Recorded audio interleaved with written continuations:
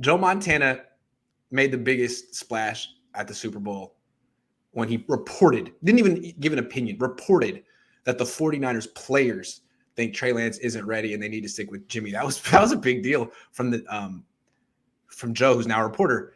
Ever since then, there's been a lot of reports through like other people who've dedicated their careers to reporting, saying that the Niners feel differently. What do you think of the Niners' sort of coordinated response to the GOAT?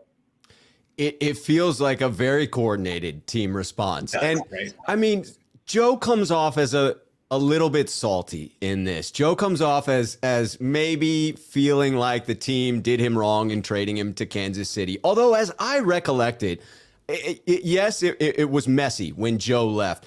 But my recollection is reading the San Francisco Chronicle about Eddie DeBartolo making a last-ditch effort to say, no, Joe, you can stay. Like, I will override all of the coaching staffs and allow you to stay here and be the starter, and Joe turning it down. I may be making up that memory in my memory banks. I haven't gone back to the microfiche to actually pull out the article. I could ask my dad, but he's taking a nap. He probably wrote that column, him and I was going to say, it might be. But that's not the time. We'll find out eventually. It seems to me, though, like if that's the case, I could see Joe being like, I'm not gonna like stay here against my coaches. I mean, he would have pride. I mean, he would want to go somewhere where he's wanted, of course. Yes. And I still think from his perspective, he's the greatest quarterback of all time. How could you ever move on from him? How could you ever choose anyone else? It's not like the Niners ever moved on from Steve Young. It's not, so it might be, it seems to me, look, this is where I look at it. I think that, as you pointed out, Eddie was ready Eddie was more loyal to Joe than anyone.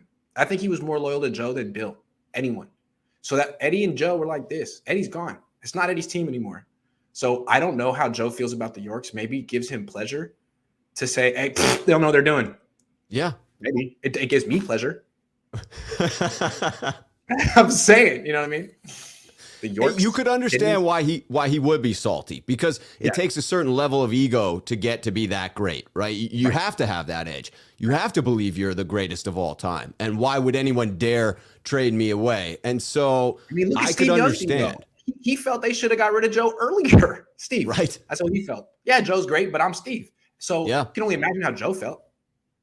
It left a bad taste in his mouth. And I don't think he's doing the organization any favors after that. That he doesn't feel like he owes them anything, because they didn't feel like they owed him anything when they shipped him off to Kansas City. And so to me, it's Joe getting back a little bit, not following the company line, which is pretty clear that, hey, we talked up Jimmy Garoppolo, now we're going to talk up Trey. Can I give you a timeline real quick? So last year I interviewed him. This was before they traded up for that pick. And this was back when they were trying to sell to everyone that Jimmy was their guy. He came on my YouTube channel and said, I think they need a young guy, basically saying their plan is wrong. They're going to stay with Jimmy. I think they need a young guy. And I think their contract that they gave Jimmy Garoppolo was overzealous. He used that word. So, then they follow his advice. They get the young guy. And, 2 months into that season, Trey hasn't even played yet. It was understood that was the plan. Joe says, they should have taken Mac Jones right away. And then now he takes it another step further and says Trey's not ready. They got to keep Jimmy. That's 3 big ones in about a year. And they're all the common theme is the Niners are doing it wrong. The Niners are doing it wrong 3 in a row. Yeah. So I don't know why, but you know what? I do that a lot too. So game recognized game, Joe. Yeah, you got to respect it. You got to. I do. He is the GOAT. He is the GOAT. Beneath him. It's not beneath me. I didn't play for this team. He did. He probably shouldn't be doing this, but he shouldn't. It's fun. He should be bigger than that. Probably. I'm not bigger than that. I'm very small. And yet neither is he, apparently. No, apparently not. Says, but the team did respond. No, go ahead. No, go ahead. I was going to say, to me, the team responded with these leaks that came out, right? All of a sudden, Matt Mayoko has these 2 interviews with very 49er and Shanahan-friendly individuals. Matt Mayoko interviews Jay Glazer, right, who has nothing but effusive things to say about Trey Lance and what he's hearing out of the locker room and from the coaching staff, and Peter King, both of whom are very well connected within the 49ers coaching staff. Yes, but the problem is Joe said the locker room, and nothing that Glazer or anyone reports. King, it makes me feel like they're talking to the player. To me, they're talking to the front office, right? Which is, it's in their interest to do this now. And it's almost like I've seen some conspiracy theories on this show. People saying, well, maybe they're pumping up Trey Lance's trade value. Maybe Trey Lance is the trade chip they offer for Aaron Rodgers or Tom Brady. So I don't know. I just feel like what Joe Montana did was very, very explosive and damaging, because there's nothing the Niners can do to change it. And, he might be right. Who knows? Maybe the players in the locker room are like, well, I mean, we'll see.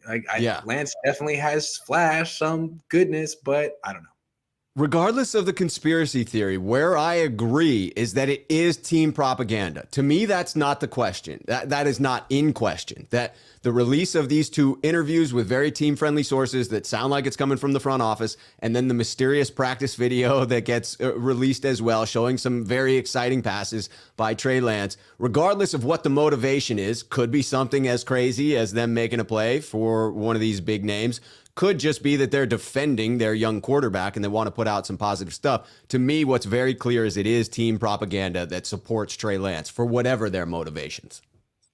Hopefully it's good motivations. They want him to play. I could say, what if, it's the thing. I can't get over the fact that they like Trey, right? Trey's their plan. Trey, the day of the draft, reportedly, they called the Packers and were like, look, we got this third round. We got this third pick.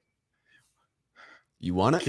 Do you want it? We'll take Rodgers. So they like Lance, but we already know they would make that trade, right? They tried to make the Lance for Rodgers trade before they officially had Lance on their team. They did it the day of the draft. That was reported.